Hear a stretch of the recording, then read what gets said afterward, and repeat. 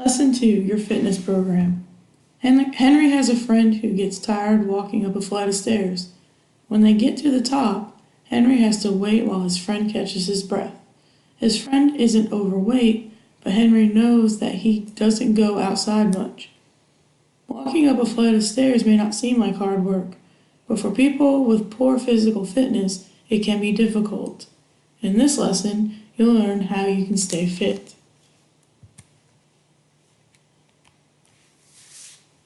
Why should you exercise? It's pretty easy to spend a lot of time watching TV or using a computer. However, if you spend too much time doing these activities, your fitness could suffer. Regular exercise is important. Exercise is any physical activity that maintains or improves fitness. Exercise isn't just jumping jacks and push-ups. The sports you play for fun are also exercise. Lack of exercise can make doing everyday tasks hard. You might become short of breath easily. Poor fitness can also make dealing with stress more difficult. People who don't get regular exercise increase their chances of diseases such as heart disease, diabetes, and obesity. So people who don't exercise enough may not live as long. Testing your fitness. When you take a test, you can find out how well you know what you were taught. A test can tell you what your strengths and weaknesses are. Then you can work on your weaknesses to get better. There are also ways to test your physical fitness. Knowing your fitness weaknesses can help you plan to improve your fitness. There are simple tests for each part of fitness. For example, push-ups and curl-ups test strength and muscular endurance. The pacer test tests cardiorespiratory endurance. The sit and reach and trunk lift test measures flexibility.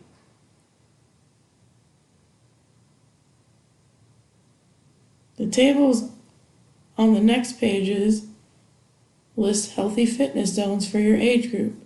You should try to meet these fitness standards. If you can meet the lower standard for each zone, then you are doing pretty well. If you meet the highest standard, then your fitness is great. People who are interested in playing sports usually need to reach the higher end of the fitness zone. If you are having trouble meeting any of the fitness standards, talk with me or your parents. We can help you come up with a plan to improve your fitness. So these right here are the healthy fitness zones for boys. After you complete this lesson, you will get your own results and you'll be able to compare how you did versus what the healthy fitness zones are. These are the healthy fitness zones for girls. Again, you will be able to compare how well you did compared to the healthy fitness zones. SMART goals. After you look at your results, you're going to want to come up with some sort of fitness goals or areas of fitness that you want to work on. SMART are broken down into 5 different parts. Your goals should be specific, so you should choose one area of physical fitness that you want to improve. They should be measurable. This means that you should be able to tell if you've improved. For example, if you got 5 push-ups the first time and your goal is to improve push-ups, that is a measurable goal because next time you should be able to increase the number of push-ups that you did. SMART goals should also be achievable. So like I said, with 5 push-ups, you don't want to say, well, I'm going to get 100 push-ups next time because that might be a difficult thing to do. Set small goals so that you're able to achieve them. Are relevant, make sure that they have to do with your physical fitness. So if your push-ups are suffering, you don't want to set a goal for flexibility if your flexibility is good. And make sure you do this in a timely manner.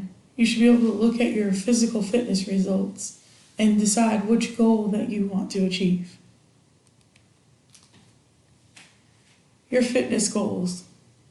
Even if you meet healthy fitness standards, it is a good idea to set fitness goals. Setting short-term goals can help you meet a long-term goal. The activities that you enjoy, your abilities, and the amount of work you want to do can influence your fitness goals. Your goals will be influenced by how important fitness is to you and the people around you. Finally, there's always a chance you might get hurt during exercise. As you set goals, you need to balance risks against benefits. A good place to start is to see a doctor. The doctor can make sure it is safe for you to exercise. Also, the doctor may be able to help you with your fitness goals. Fit. Exercise improves your fitness. However, unless you exercise more over time, your fitness will stop improving. You can influence how quickly your fitness improves by changing these 4 things. Frequency refers to how often you exercise. If you exercise more often, your fitness can improve faster. Intensity refers to how hard you exercise. Exercising harder can make you stronger. It can also improve endurance. Time is how long you exercise.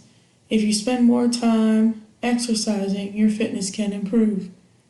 And the second T is type, and that's the different activities you do. You want to choose activities that you're interested in so that you continue improving.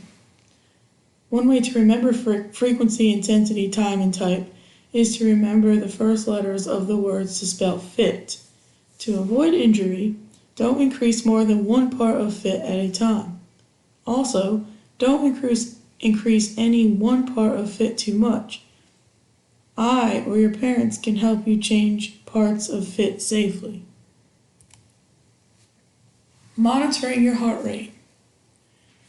One way to see how hard you are exercising is to check your heart rate.